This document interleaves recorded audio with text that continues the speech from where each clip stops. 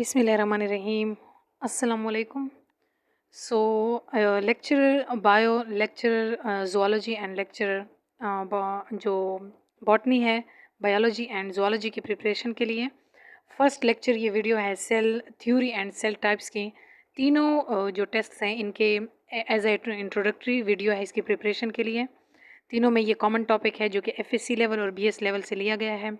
यहाँ पर एक जनरलाइज ओवरव्यू होगा आपको मेन कंसेप्ट्स का। बाकी आप लाइन टू लाइन जो है अपने रेलिवेंट जो आपके एरिया के बुक्स हैं, यानी कि आप जिस प्रोविंस से हैं वहाँ की बुक्स से आप स्टडी आउट कर सकते हैं। केपीपीएससी के लिए यहाँ की जो केपीके की बुक्स हैं इनसे मैं ये प्रिपरेशन करवा रही हूँ। तो वीडियो को पूरा देखें और वीडियो में अगर आपके कोई सजेशन है तो वो भी कमेंट सेक्शन में बताएं।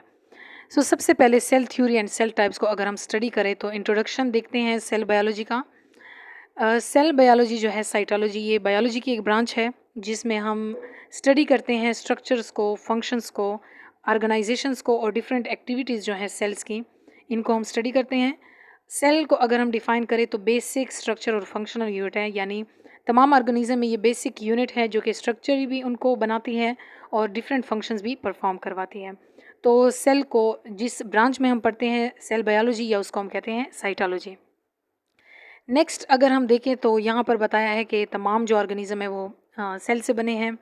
सेल जो है सिंपल भी हो सकता है, यानी यूनिसेलुलर ऑर्गेनिज्म जो कि बैक्टीरिया है उनमें सबसे सिंपलेस्ट सेल प्रेजेंट होते हैं।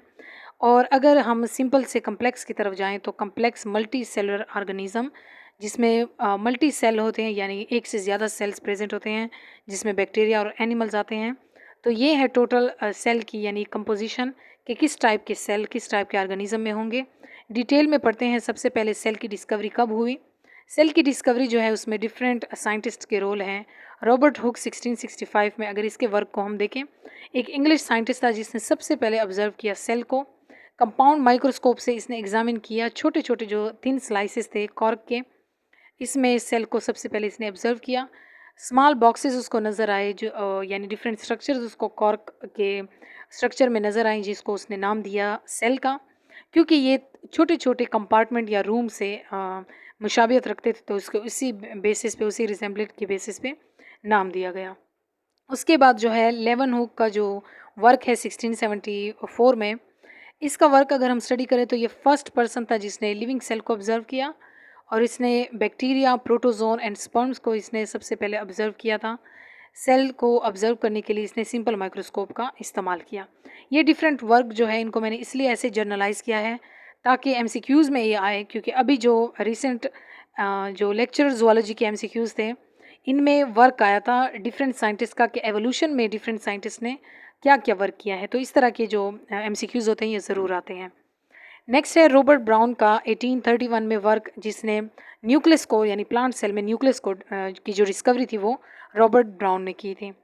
उसके बाद शेल्डन और शेवान का वर्क वेल नोन वर्क है 1838 में और 1839 में जो है सिमल्टेनियसली इन्होंने वर्क किया था। शेल्डन जो है जर्मन बोटेनिस्ट हैं, इसने तमाम प्लांट को यानी उससे कंक्लूड किया था कि तमाम जो प्लांट है वो सेल से बने हैं।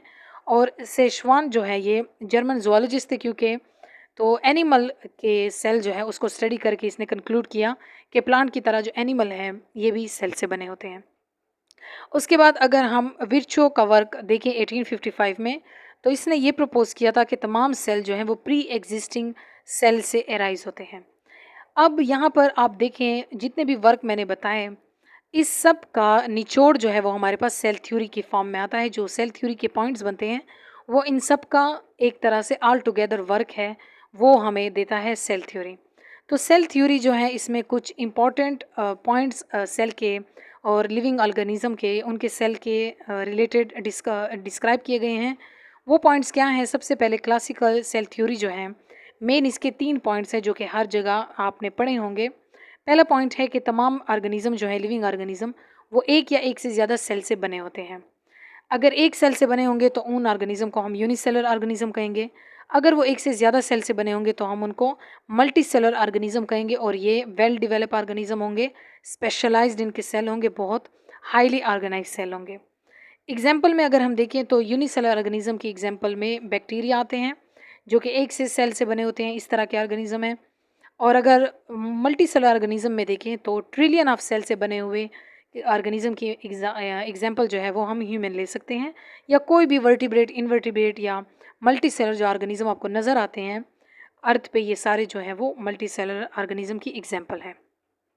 उसके बाद सेकंड पॉइंट था कि तमाम जो सेल हैं वो बेसिक स्ट्रक्चर और फंक्शन यूनिट हैं लाइफ के।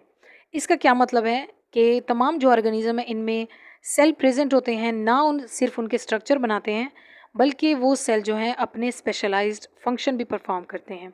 जैसे कि तमाम बायोलॉजिकल एक्टिविटीज़ को परफॉर्म करने के लिए हर स्पेशल ऑर्गन में स्पेशल सेल होते हैं जो कि ऑर्गेनाइज होते हैं और उसी स्पेसिफिक वर्क को परफॉर्म करते हैं। अब सेल कौन कौन से फंक्शन परफॉर्म कर रहे हैं, इनमें आते हैं रिस्पायरेशन, न्यूट्रिशन, ग्रोथ, रिप्रोडक्शन और एक्सक्रीशन के। आगे हम इनको डिटेल से पढ़ेंगे, बट ये सारी लाइफ एक्टिविटीज़ जो हैं ये सेल जो है इसमें सेल का एक वर्क है, यानी इसको डिस्ट्रीब्यूशन इनकी की गई है। हर सेल का अपना एक स्पेसिफिक वर्क है, उस ऑर्गन को बना रहा है और इसमें सारे ये अपने काम परफॉर्म कर रहे हैं। तीसरा पॉइंट जो है इंपॉर्टेंट पॉइंट वो ये है कि सेल की एग्जिस्टेंस कहाँ से हुई है। तमाम सेल जो हैं वो अपने प्री एग्जिस्टिंग सेल से एराइज होते हैं, यानी अपने पेरेंट सेल से। न्यू सेल जब आएंगे तो वो सेल डिवीजन से के थ्रू आएंगे। सेल डिवीजन कौन से सेल में होगी, जो पेरेंट सेल हैं वो डिवाइड होकर डॉटर सेल बनाएंगे। तो यहाँ पर कह रहे हैं कि सेल जो है वो स्पॉन्टेनियसली, क्योंकि शुरू शुरू में ये कंसेप्ट था कि सेल जो है वो खुद ब खुद से आ रहे हैं, तो ये कंसेप्ट गलत था। सेल जो है वो स्पॉन्टेनियसली एराइज नहीं हो रहे बल्कि प्री एग्जिस्टिंग जो उनके पेरेंट सेल हैं वहाँ से ये एराइज होते हैं। ये थे 3 पॉइंट सेल थ्योरी के इंपॉर्टेंट पॉइंट। अब मॉडर्न सेल थ्योरी में क्या यानी एडिशन हुई है, क्या डिस्कवरीज हुई हैं और कौन से कंसेप्ट ऐड हुए हैं। पहला पॉइंट जो है वो है cell contain heredity information. Cell के अंदर हेरिडिटी इन्फॉर्मेशन होती है डीएनए की फॉर्म में, डीऑक्सी राइबोन्यूक्लिक एसिड की फॉर्म में। डीएनए जो है वो जेनेटिक इंस्ट्रक्शंस लेती है, यानी पेरेंट से जो न्यू ऑफस्प्रिंग, जो न्यू सेल बनते हैं उन सेल का पेरेंट से क्यों सिमिलैरिटीज़ होती हैं और क्या डिफरेंसेस होती हैं, ये सारी इन्फॉर्मेशन यही जेनेटिक कोड की फॉर्म में आती है जो कि पेरेंट से ऑफस्प्रिंग में ट्रांसफ़र होती है। और ये इन्फॉर्मेशन कौन कैरी आउट करता है, ये सेल करता है। सेल के अंदर ये सारी इन्फॉर्मेशन होती है। डीएनए जो है वो पेरेंट सेल से डॉटर सेल में जब आएगा तो इसके अंदर सारे प्रिंट की फॉर्म में, ये सारी कोड की फॉर्म में इन्फॉर्मेशन प्रेजेंट होगी। नेक्स्ट पॉइंट जो ऐड हुआ है मॉडर्न सेल थ्योरी में वो ये है कि सेल जो है वो सिमिलर केमिकल कंपोनेंट जो हैं उस पर कंटेन करते हैं, यानी उनमें सिमिलर केमिकल कंपोनेंट्स होते हैं। कौन से मेजर जो कंपोनेंट हैं जो कि हर सेल में प्रेजेंट होते हैं वो हैं प्रोटीन्स, लिपिड्स, कार्बोहाइड्रेट और न्यूक्लिक एसिड। नेक्स्ट है थर्ड पॉइंट, वो ये है कि एनर्जी फ्लो करती है सेल के अंदर और सेल जो है इस एनर्जी को डिफरेंट प्रोसेसेस के थ्रू कन्वर्ट करते हैं। वो प्रोसेस है रिस्पायरेशन का और फोटोसिंथेसिस का। ये प्रोसेस भी हम आने वाले जो लेक्चर्स हैं उनमें डिटेल में पढ़ेंगे। नेक्स्ट जो पॉइंट ऐड हुआ है मॉडर्न सेल थ्योरी में वो ये है कि सेल जो हैं इंटरनल बैलेंस को मेंटेन करते हैं, यानी उनका जो इंटरनल बैलेंस है, इन्वायरमेंट है, उसको मेंटेन करते हैं। कौन से प्रोसेस के थ्रू, होम्योस्टेसिस के थ्रू। तो ये थे 4 पॉइंट्स जो इसमें ऐड हुए हैं। सेल थ्योरी में एक्सेप्शंस क्या हैं, यानी सेल थ्योरी को कौन फॉलो नहीं करता। उनमें कुछ बायोलॉजिकल स्ट्रक्चर्स हैं वो कम्प्लीटली जो है वो इनको फॉलो नहीं करते, जो हमारे पास क्लासिकल सेल थ्योरी थी।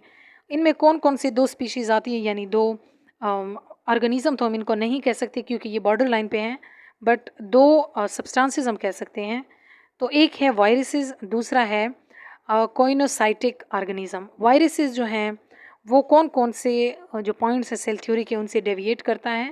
पहला पॉइंट है कि ये सेल से नहीं बना होता, क्योंकि सेल थ्योरी कहता है कि हर लिविंग ऑर्गेनिज्म सेल से बना है।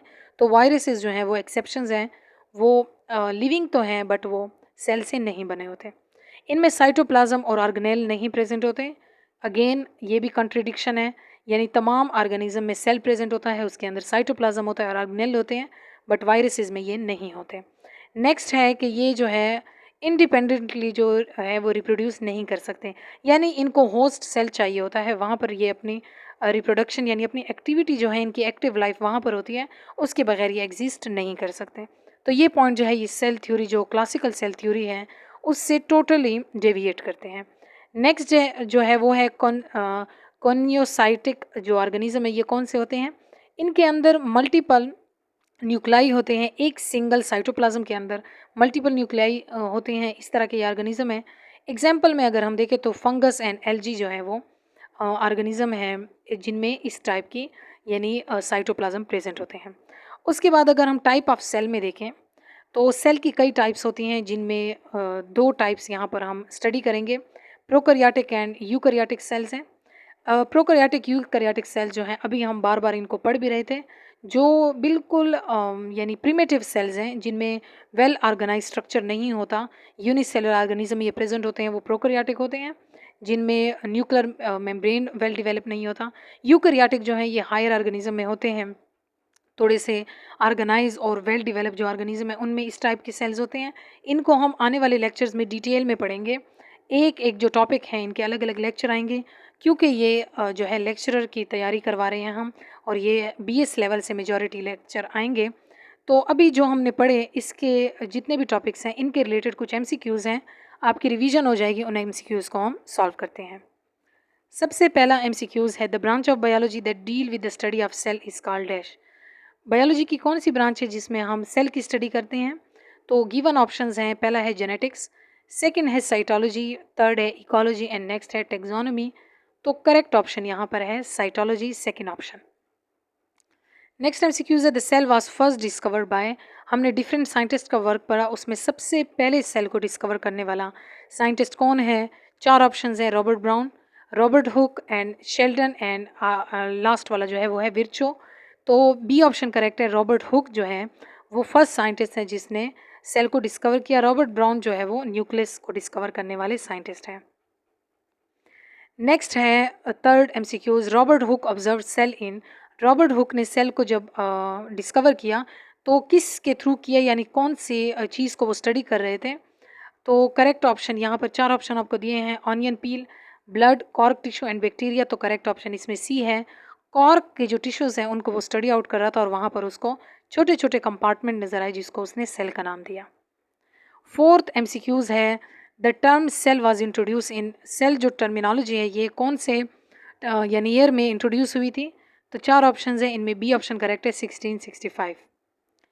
एमसीक्यूज नंबर 5 है, the first scientist to observe living cell was. पहले साइंटिस्ट कौन से थे जिन्होंने लिविंग सेल को यानी ऑब्जर्व किया कि लिविंग ऑर्गेनिज्म में सेल्स होते हैं? तो करेक्ट ऑप्शन है बी, लेवन हुक जो है इनका वर्क था लिविंग सेल को ऑब्जर्व करने का। सिक्स्थ एमसीक्यूज है, the nucleus was discovered by. Nucleus को कौन से साइंटिस्ट ने डिस्कवर किया था? चार ऑप्शंस में से आपको करेक्ट ऑप्शन कौन सा लगता है? ए ऑप्शन करेक्ट है, रॉबर्ट ब्राउन। सेवंथ एमसीक्यूज है, Schleiden concluded that all plant are made up of. Schleiden का वर्क क्या था? यानी एक बोटेनिस्ट था, तो जाहिर बात है उसने प्लांट में क्या बताया कि प्लांट किस चीज़ से बने होते हैं, उसका वर्क का कंक्लूजन क्या था? सी ऑप्शन करेक्ट है, सेल्स, यानी तमाम प्लांट जो है वो सेल से बने होते हैं। उसके बाद है सेशवान का वर्क, यहाँ बता रहे हैं कि क्या वर्क उसने परफॉर्म किया था और किस पे किया था? तो बी ऑप्शन करेक्ट है, एनिमल्स पे उसने ये वर्क किया था और उसने बताया था कि तमाम एनिमल जो हैं वो सेल से बने होते हैं, क्योंकि शेवान जो है वो क्या था? ये ज़ूलॉजिस्ट था, तो ये सिर्फ एनिमल पे वर्क करता था। नेक्स्ट है 9 MCQs, all cell arises from pre existing cell. ये बात कौन से साइंटिस्ट ने कही थी कि तमाम सेल जो है वो अपने पहले से जो पेरेंट सेल है वहाँ से अराइज होते हैं? तो अभी हमने ये कंसेप्ट डिटेल से पढ़ा, बी ऑप्शन करेक्ट है, विर्शो जो थे इन्होंने ये कंसेप्ट दिया था। 10th एमसीक्यूज है, the basic structure and function unit of life is. हमने अभी कंसेप्ट पढ़े कि basic structure and function unit life की कौन सी है? सी ऑप्शन करेक्ट है, सेल। 11 एमसीक्यूज है, classical cell theory was proposed by. Classical और मॉडर्न सेल थ्योरी हमें डिफरेंट कंसेप्ट हमने अभी पढ़े, तो क्लासिकल सेल थ्योरी जो है उसको प्रपोज करने वाले कौन से साइंटिस्ट थे? बी ऑप्शन करेक्ट है, Schleiden and Schwann. 12th MCQs है, modern cell theory states that cell contain. Modern cell theory क्या कहती है कि सेल जो है वो किस चीज़ पे कंटेन करते हैं? बी ऑप्शन करेक्ट है, जेनेटिक मटीरियल। तो जेनेटिक मटीरियल का कंसेप्ट इन्होंने दिया था। 13 एमसीक्यूज है, the heredity material of cell is. Cell का हेरिडिटी मटीरियल क्या है? सी ऑप्शन करेक्ट है, DNA. Energy production in cell occur through. Cell में जो एनर्जी प्रोडक्शन का वर्क है वो किस चीज़ के थ्रू होता है? कौन से प्रोसेस के थ्रू? चार यहाँ पर ऑप्शन आपको दिए गए हैं, ए ऑप्शन करेक्ट है, रिस्पायरेशन। रिस्पायरेशन जो है ये फूड ब्रेकिंग का प्रोसेस है जिसके रिजल्ट में आपको एनर्जी प्रोड्यूस करके बॉडी देती है, जो डिफरेंट फंक्शंस के लिए इस्तेमाल होती है। नेक्स्ट है the process by which cell maintain internal balance. एक प्रोसेस हमने पढ़ा कि जिसके थ्रू सेल जो है अपने इंटरनल एनवायरनमेंट को मेंटेन करती है, उस प्रोसेस को हम क्या कहते हैं? बी ऑप्शन करेक्ट है, होम्योस्टेसिस। 16 एमसीक्यूज है, which of the following is not made of cell. 4 यहाँ पर आपको दिए गए हैं, कौन सा ऐसा ऑप्शन करेक्ट है जिसमें सेल नहीं प्रेजेंट होता, सेल से वो नहीं बने होते? तो सी ऑप्शन जो है वो वायरसेस जो है वो एक्सेप्शन केसेस थे, तो इनमें जो है वो सेल प्रेजेंट नहीं होते, so correct option will be C. 17 MCQs है, viruses are considered exceptions to cell theory because they, viruses को सेल थ्योरी से यानी वो कंट्रडिक्ट करते हैं, एक्सेप्शन केसेस हैं, किस वजह से? सी ऑप्शन करेक्ट है, आर नॉट सेलुलर, क्योंकि उनमें सेल प्रेजेंट नहीं होते।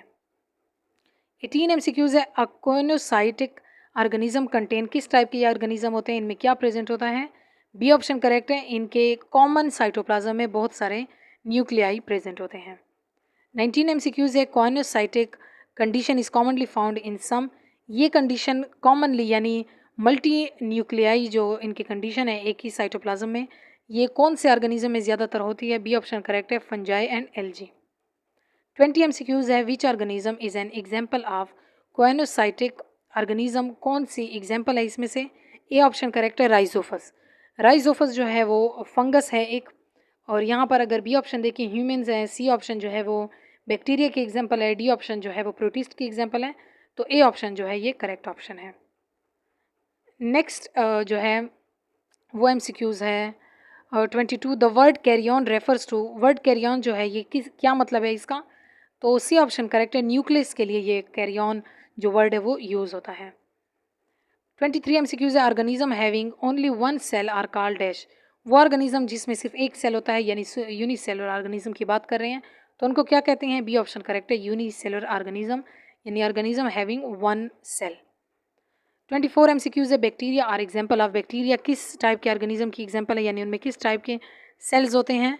बी ऑप्शन करेक्ट, प्रोकैरियोटिक, क्योंकि ये सबसे प्रिमिटिव टाइप ऑफ ऑर्गेनिज्म है, इनमें सबसे सिंपलेस्ट सेल होते हैं, यूनिसेलुलर सेल से ये बने होते हैं, तो ये प्रोकैरियोटिक सेल्स हैं। नेक्स्ट है, a major characteristics of living cell is, living cell की सबसे बड़ी करेक्टरिस्टिक्स खसूसियत क्या है? सी ऑप्शन करेक्ट है कि ये लाइफ प्रोसेसेस को परफॉर्म करते हैं। तो ये थे आज तक के एमसीक्यूज़ और ये थी आज तक की वीडियो। नेक्स्ट वीडियो में इंशाल्लाह डिफरेंट और टॉपिक को कवर करेंगे।